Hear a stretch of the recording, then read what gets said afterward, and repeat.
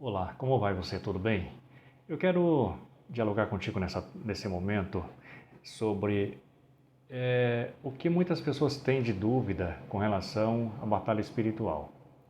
Eu quero ler contigo então a segunda carta de Paulo aos Coríntios, no capítulo 10, versículo 4, que diz assim: Porque as armas da nossa milícia não são carnais, mas sim poderosas em Deus para a destruição das fortalezas, destruindo os conselhos de toda altivez que se levanta contra o conhecimento de Deus e levando cativo todo entendimento à obediência de Cristo, estando prontos para vingar toda desobediência quando for cumprida a vossa obediência. Nós estamos chegando no momento em que antecede o arrebatamento da igreja, dos salvos, aqueles que entregam sua vida para Jesus, e existem demônios que estão sendo soltos do inferno para atingir a terra em todas as áreas da vida do ser humano, quer sentimental, profissional, ministerial, na saúde e por aí afora.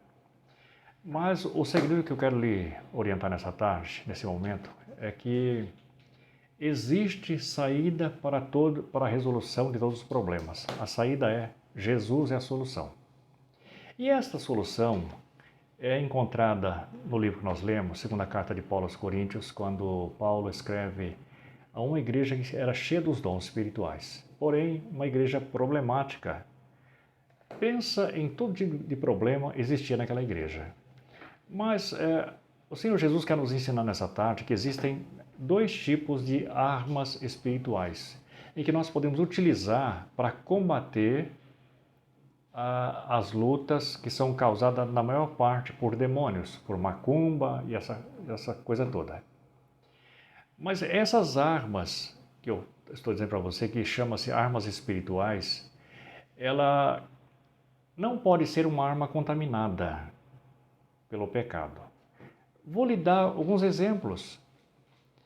Quando uma pessoa ela quer resolver o problema, seja lá que ordem for, com a eloquência no falar, com as filosofias, com o seu diploma, o seu dinheiro, isso não resolve na área espiritual. Essas são chamadas armas contaminadas, armas impotentes para resolver uma questão espiritual. Mas o apóstolo Paulo ensina que existem armas poderosas para destruir fortaleza. Primeiro, o que é uma fortaleza?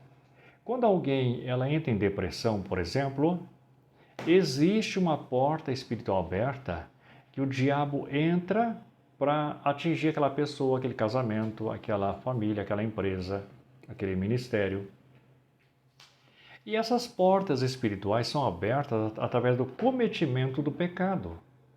Vou dar um exemplo aqui. A pessoa começa a entrar na página da internet, nas pornografias.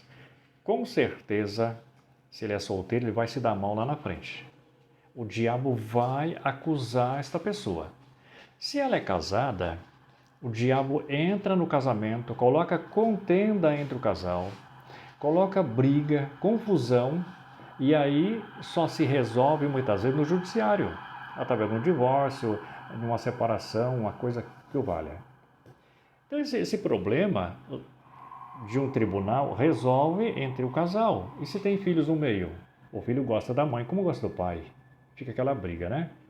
Mas então, existem armas espirituais sadias, saudáveis, armas potentes que é a própria vigilância no falar, no agir, no proceder, e também a oração, que a oração tem muito poder. Quando ela é feita por um justo, ela pode muitos seus efeitos.